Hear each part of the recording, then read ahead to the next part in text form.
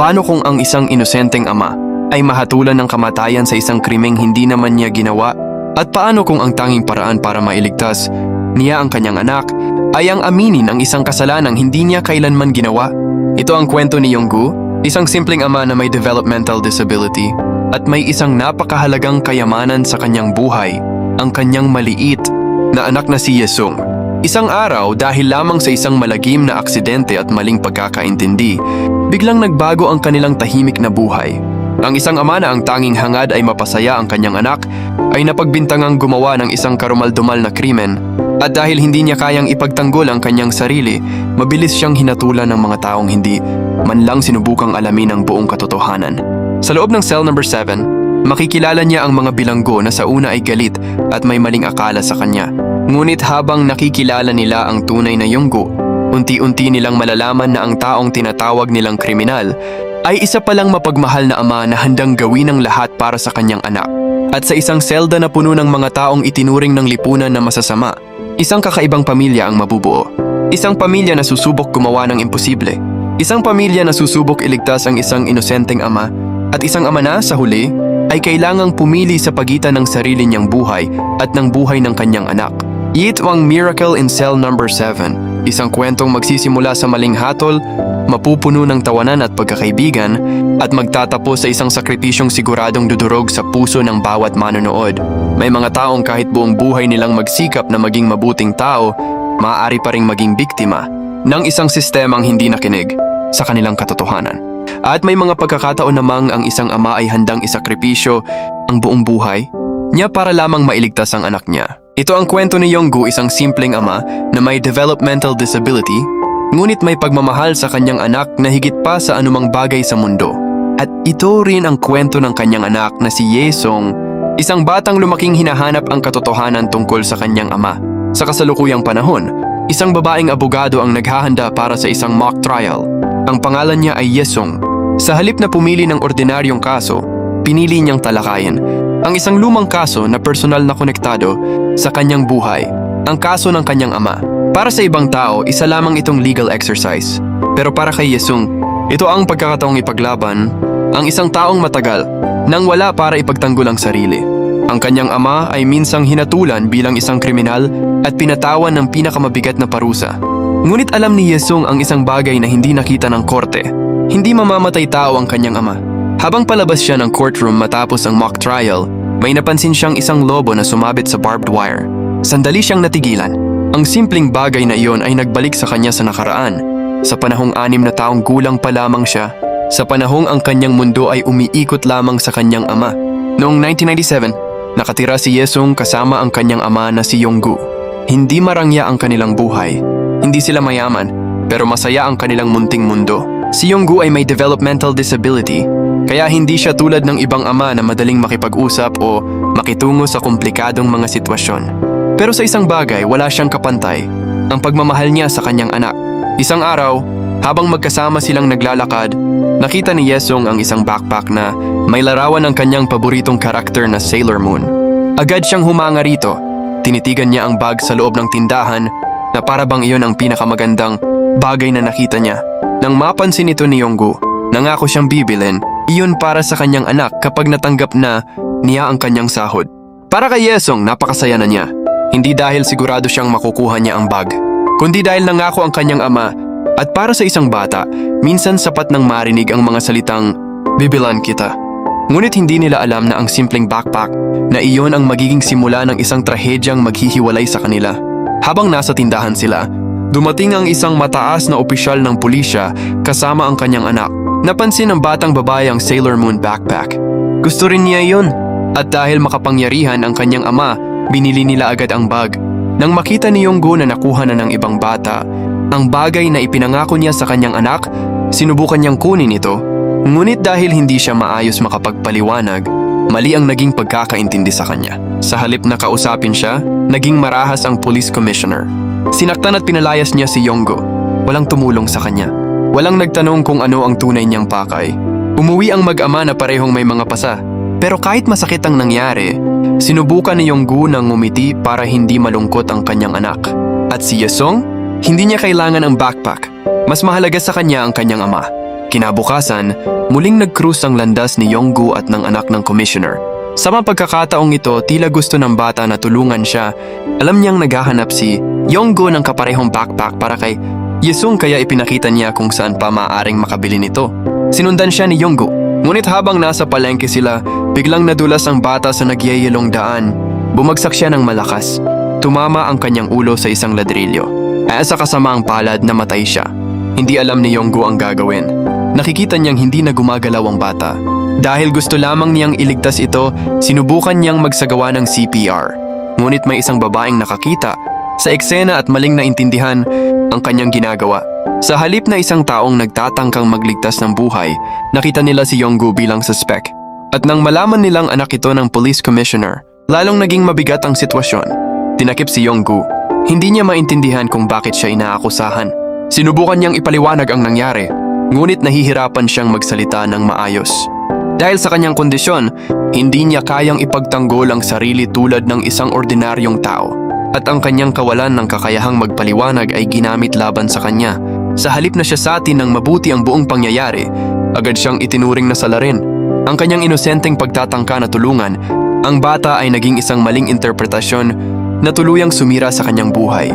Samantala, ang maliit na Yesung ay naiwan na walang ideya kung bakit biglang nawala ang kanyang ama. Hindi niya alam kung bakit hindi na umuuwi si Daddy. Ang alam lang niya, gusto niyang makita siya. Dinala si Yonggu sa isang bilangguan at inilagay sa cell number 7. Kasama niya ron ang 5 preso. Sa unang pagkikita nila, hindi naging maganda ang kanilang pagtanggap sa kanya. Nang malaman nila kung anong krimen ang ipinaparatang sa kanya, agad nila siyang hinusgahan. Para sa kanila, isa siyang taong gumawa ng isang kasuklam-suklam na krimen. Hindi nila alam na inosente siya. Hindi rin nila naiintindihan ang kanyang kapansanan. Kaya sa simula, malayo ang loob nila sa kanya. Ngunit habang tumatagal, napansin nilang kakaiba si Yonggu. Sa halip na maging marahas, madalas siyang tahimik. Ang paulit-ulit lamang niyang iniisip ay ang kanyang anak. Madalas niyang sabihin ang pangalan ni Yesung. Madalas siyang mag-alala kung kumakain ba ito, kung ligtas ba ito, at kung makikita pa ba niya ito. Doon nagsimulang makita ng mga preso ang tunay na Yonggu. Hindi isang mamamatay tao, kundi isang ama. Isang araw nagkaroon ng kaguluhan sa bilangguan. Ang leader ng grupo ng mga preso, si So Yang-ho, ay inatake ng isang kalaban. Muntik na siyang mapatay. Ngunit sa gitna ng panganib, kumilos si Yonggu. Hindi niya inisip ang sarili niya. Iniligtas niya si Yang-ho. Para kay Yonggu, natural lamang iyon. May taong nangangailangan ng tulong, kaya tinulungan niya. Ngunit para kay Yang-ho, napakalaking bagay noon. Dahil sa isang taong halos lahat ay hinusgahan bilang kriminal, isang tunay na kabutihan ang kanyang ipinakita. Mula noon, nagbago ang trato ni Yang-ho sa kanya. Unti-unting nagbago rin ang buong cell number 7. Ang dating magkakaibang preso ay nagsimulang maging isang pamilya. At nang malaman nilang ang tanging hiling ni Yonggu ay makita ang kanyang anak, nagpa siya silang tumulong. Isang araw, may choir performance sa loob ng bilangguan. Nang makita ng mga preso ang pagkakataon, gumawa sila ng paraan upang maisama si Yesung. Palihim nilang naipasok ang bata sa cell number 7. At nang makita ni Yonggu ang kanyang anak, parang tumigil ang mundo. Nagyakapan ang mag-ama. Sa loob ng isang selda na puno ng mga kriminal, nagkaroon ng isang sandaling napakalinis at napakaganda. Hindi mahalaga kung sino ang nasa paligid. Para kay Yonggu, nandoon ang kanyang buong mundo. Ang kanyang anak, si Yesung naman ay mabilis na naging malapit sa mga preso. Sa halip na matakot, nakita niya silang parang mga bagong kaibigan. At sa loob ng cell number 7, nagsimulang magkaroon ng saya. May mga tawanan, may mga kalokohan, may mga simpleng sandaling tila normal lamang ang kanilang buhay. Ngunit kalaunan, natuklasan ng warden na may batang nasa loob. Sa simula, galit ang warden. Ngunit habang mas nakikilala niya si Yonggu, napansin niyang hindi ito katulad ng taong ipinapakita sa kaso. Hindi ito mapanganib, hindi ito masama, at higit sa lahat, napakalaki ng pagmamahal nito sa kanyang anak. Isang araw, nagkaroon ng isang mapanganib na insidente kung saan muntik nang mapahamak ang warden. Sa halip na tumakas, muling isinapanganib ni Yonggu ang kanyang buhay upang iligtas siya. Doon tuluyang nagbago ang pananaw ng warden. Kung tunay na mamamatay tao si Yonggu, bakit niya paulit-ulit na inililigtas ang ibang tao? Bakit niya kayang magsakripisyo para sa mga taong halos hindi niya kilala? Unti-unting naniwala ang warden na may malaking pagkakamali sa kaso. Dahil dito, pinayagan niyang regular na makabisita si Yesung sa kanyang ama. At sa loob ng bilangguan, nagkaroon sila ng pagkakataong mabuhay. Bilang mag-ama kahit ilang oras, lamang bawat araw. Ngunit papalapit na ang paglilitis. Alam ng mga preso na kailangan nilang gawin ang lahat upang matulungan si Yonggu. Kaya nagsimula silang mag-training. Sila ang naging mga abogado niya. Sila ang naging prosecutor. Sila ang naging mga testigo. Paulit-ulit nilang tinanong si Yonggu tungkol sa nangyari. Tinuruan nila siyang huwag matakot. Tinuruan nila siyang sabihin ang katotohanan. At kahit minsan ay nakakatawa ang kanilang training, seryoso ang kanilang layunin. Gusto nilang mailigtas ang kaibigan nila. Sa paglipas ng panahon, naging mas mahusay si Yonggu sa pagsagot. Nagkaroon sila ng pag-asa. Akala nila sapat na ang katotohanan para manalo. Pero may isang bagay silang hindi isinama sa kanilang plano. Ang kapangyarihan ng police commissioner. Bago ang paglilitis, hinarap ng commissioner si Yonggu. Binugbog niya ito. Ngunit ang pinakamasakit ay hindi ang mga suntok. Ito ay ang banta niya. Kapag hindi umamin si Yonggu, papatayin niya si Yesong. At doon napilitan si Yonggu na pumili. Maaari niyang ipaglaban ang kanyang sariling buhay o maaari niyang protektahan ang kanyang anak. Para sa isang ama, alam na niya ang sagot. Pinili niya si Yesong. Sa korte, umamin siya sa isang krimeng hindi niya ginawa. Sinabi niyang siya ang pumatay sa bata. Sa isang iglap, isinuko niya ang kanyang sariling kinabukasan.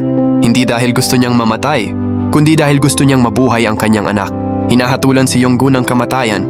And ang execution date ay itinakda sa December 23, birthday ni Yesong. Isang napakasakit na pagkakataon.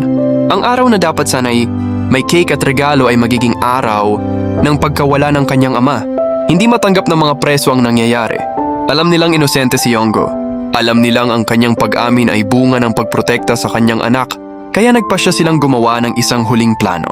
Gagawa sila ng paraan para makatakas si Yonggu. Gumawa sila ng isang hot air balloon. Hindi perpekto ang kanilang plano. Hindi sila mga eksperto. Pero desperado silang bigyan ng pagkakataon ang kanilang kaibigan. Sa araw ng prison concert, dumating ang pagkakataon. Habang abala ang mga tao, isinakay nila sina Yonggu at Yesong sa balloon. Umakyat ito, at sa ilang segundo tila naging posible ang imposible. Magkasamang magama, malaya, walang kulungan, walang hatol, walang taong maaaring humadlang sa kanila. Ngunit biglang sumabit ang lubid ng balloon sa barbed wire. Hindi ito tuluyang nakaalis. Nabigo ang plano at muling bumalik sa kanilang mga puso ang takot. Dumating ang December 23, ang birthday ni Yesong. Kasabay nito ang araw ng execution ni Yonggu. Alam ng mga preso na wala na silang magagawa. Kaya sa huling pagkakataon, ginawa nilang masaya ang araw. Nagdiwang sila, nagkaroon ng simpleng birthday celebration. At kahit alam nilang ilang oras na lamang ang natitira kay Yonggu, pinilit nilang ngumiti. Niyakap ni Yonggu ang kanyang anak. Tinitigan niya ito. At sa kanyang puso marahil ay gusto niyang sabihin ang napakaraming bagay. Gusto niyang sabihin na hindi niya ito kailanman iniwan. Gusto niyang sabihin na ginawa niya ang lahat para sa kanya. Gusto niyang sabihin na mahal niya siya. Ngunit minsan hindi kailangan ng maraming salita. Isang yakap lamang ang sapat. At pagkatapos ng kanilang huling sandali, isinagawa ang execution kay Yonggu. Namatay siya na dala ang maling hatol. Ngunit ang pagmamahal niya sa kanyang anak ay hindi namatay kasama niya. Lumipas ang 16 na taon, lumaki si Yesong. Ngunit habang lumalaki siya, dala niya ang alaala ng kanyang ama. Hindi niya nakalimutan ang mga pangyayari. Hindi niya nakalimutan ang cell number 7. Hindi niya nakalimutan ang mga taong naging pamilya ng kanyang ama. At hindi niya nakalimutan na ang kanyang ama ay namatay na may maling pangalan. Kaya pinili niyang maging abogado. Gusto niyang gamitin ang batas upang maibigay kay Yonggu ang hustisyang hindi nito natanggap noong nabubuhay pa siya. Sa mock trial, muling nagtipon ang mga taong nakasaksi sa kabutihan ni Yonggu. Naroon ang mga dating preso ng cell number 7. Naroon ang dating warden. At naroon si Yesong. Ngayon, siya naman ang magsasalita para sa kanyang ama. Ipinakita nila ang mga kahinaan sa dating kaso. Ipinakita nila kung paano pinilit si Yonggu na umamin. Ipinakita nila na ang kanyang pag-amin ay ginawa upang protektahan ang kanyang anak. At sa wakas dumating ang hatol. Pinawalang sala si Yonggu. Opisyal na nabura ang maling hatol laban sa kanya. Iniutos din ang muling investigasyon sa pagkamatay ng batang babae. Maaring hindi na ito makapagbigay ng buhay kay Yonggu, pero nagbigay ito ng kapayapaan kay Yesong. Sa wakas, masasabi na niyang hindi kriminal ang kanyang ama. Muling bumalik ang kwento sa lobo na nakasabit sa barbed wire. Nakatayo si Yesong at tahimik na nakatingin. Sa kanyang imahinasyon, nakita niya ang sarili noong 6 na taong gulang siya. Kasama niya ang kanyang ama. Magkasama silang sakay ng hot air balloon. Masaya ang kanyang ama. At habang unti-unting lumilipad palayo ang balon, kumakaway si Yonggu. Hindi na siya umiiyak dahil sa galit. Umiiyak siya dahil sa pagmamahal. Alam niyang hindi na niya maibabalik ang nakaraan. Hindi na niya mababawi ang mga tao na nawala. Hindi na niya makakasama ang kanyang ama sa totoong buhay. Pero sa wakas, malaya na ang pangalan nito. At malaya na rin ang puso niya. Tinitigan niya ang balon hanggang sa tuluyan itong mawala. At sa gitna ng kanyang mga luha, nagpaalam siya sa kanyang ama. Paalam, Daddy. Ang Miracle in Cell number 7 ay isang napakalalim na kwento tungkol sa pagmamahal ng isang magulang. Ipinakita nito na hindi lahat ng nakakulong ay tunay na kriminal at hindi lahat ng taong malayang nakakalakad sa labas ay tunay na mabuti. Minsan, ang isang tao ay maaaring husgahan dahil sa kanyang kahinaan, sa kanyang kondisyon, o dahil hindi niya kayang ipagtanggol ang sarili. Ngunit ang tunay na pagkatao ay nakikita sa kanyang mga ginagawa. Si Yonggu ay maaaring hindi naging perpektong ama. Maaaring hindi siya marunong magsalita ng maayos. Maaaring hindi niya kayang ipaglaban ang sarili niya sa harap ng korte. Pero isang bagay ang hindi kailanman nawala sa kanya, ang pagmamahal niya sa kanyang anak. Nang dumating ang pinakamahirap na pagpipilian sa kanyang buhay, hindi niya pinili ang sarili niya. Pinili niya si Yesung. At iyon ang pinakamasakit ngunit pinakamaganda niyang sakripisyo. Sa huli, hindi man siya nabigyan ng hustisya habang nabubuhay, ipinaglaban siya ng kanyang anak hanggang sa tuluyang malinis ang kanyang pangalan. Dahil minsan, ang hustisyang huli nang dumating ay masakit pa rin, pero mas mabuti kaysa sa isang kasinungalingang habambuhay na mananatiling katotohanan. At ang pinakamahalagang mensahe ng pelikula, maaaring mawala ang isang tao sa ating paningin, ngunit hindi kailanman mawawala ang pagmamahal na iniwan niya sa ating puso. Dahil ang tunay na himala sa Cell number 7 ay hindi ang hot air balloon, hindi rin ang paglilitis, hindi ang pagkakawanggawa ng mga preso. Ang tunay na himala ay ang pagmamahala ng isang ama at anak na kahit pinaghiwalay ng kulungan, kamatayan at panahon ay hindi kailanman nagawang paghiwalayin ng mundo.